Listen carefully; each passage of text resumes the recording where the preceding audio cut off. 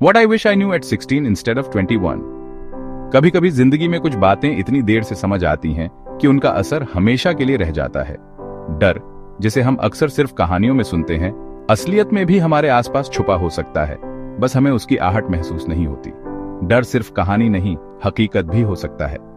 और जब वो हकीकत बनकर सामने आता है तो इंसान की सोचने समझने की ताकत भी छीन लेता है। रात का सन्नाटा, खाली सड़कें और हर कोने में छुपा रहस्य, यही सब मेरे साथ उस रात हुआ। काश किसी ने मुझे पहले बताया होता कि एक सफेद चादर कभी कभी मौत का साया भी बन सकती है। बचपन में सफेद चादर को हम मासूमियत की निशानी समझते थे, लेकिन उस रात मेरी सोच बदल गई। वो रात बिल्कुल साधारण थी। मैं घर के बाहर बैठा था, हल्की ठंडी हवा चल रही थी और आसमान में चांदनी फैली थी। अचानक मेरी नजर सामने खाली सड़क पर पड़ी, जहां आमतौर पर कोई नहीं आता। वहां चांदनी में एक सफेद चादर लिपटी परछाई दिख रही थी।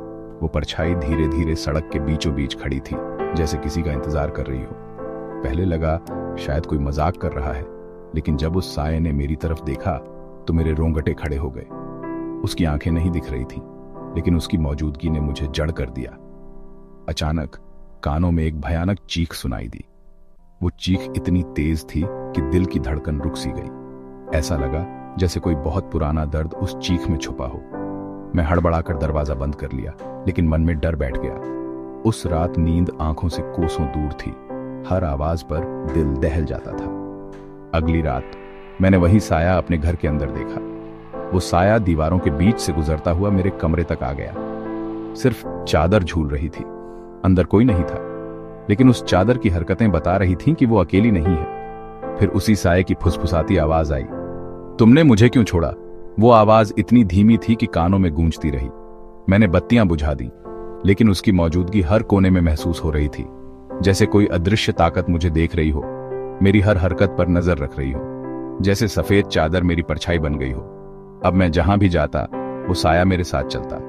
कुछ दिन बाद पुराने एल्बम में एक फोटो मिली, मैं और एक लड़की, उसके पास वही सफेद चादर थी। उस फोटो को देखते ही बचपन की यादें ताजा हो गईं। याद आया मैंने उसे बारिश में बचाया था। वो लड़की बहुत डरी हुई थी और मैंने अपनी चादर उसे ओढ़ा दी थी। अब हर रात वो चादर मेरे कमरे में सरसराती रहती है, जैसे कोई अधूरी कहानी हर रात दोहराई जाती हो। दिखती नहीं, लेकिन उसकी मौजूदगी हर रात महसूस होती है। कभी कभी लगता है कि वो आत्मा मुझसे कुछ कहना चाहती है, लेकिन उसकी आवाज सिर्फ सन्नाटे में गूंजती है। सुबह उठो तो चादर मेरी बिस्तर के पास मिलती है, जैसे वो पूरी रात मेरे आसपास रही हो, मेरी नींद की रखवाली कर रही हो। हर सुबह, लेकिन आत्मा कभी सामने नहीं आती। उसकी मौजूदगी एक रहस्य बनकर रह जाती है, जो हर दिन और गहरा होता